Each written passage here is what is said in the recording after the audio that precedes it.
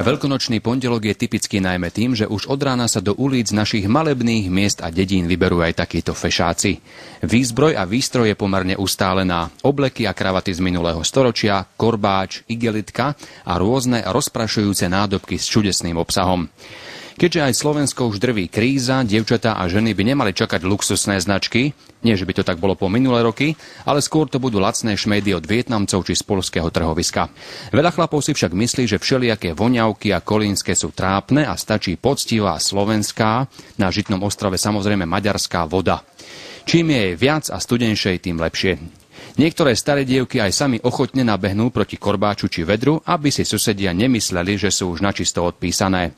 Keďže tá kríza je naozaj veľká, vodou treba šetriť a správne trafiť, nie ako tento grambľavý majster sveta. Kúpačom sa možno zavďačiť rôzne.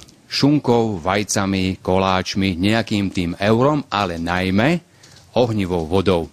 Ak tá dlho neprichádza, oblievači si zvyknú pomôcť z vlastných zásob, prípadne si ju nenápadne vypýtajú hlbokou múdrosťou našich predkov, citujem, voľáko sa tu práši, až daj na čím popolievať.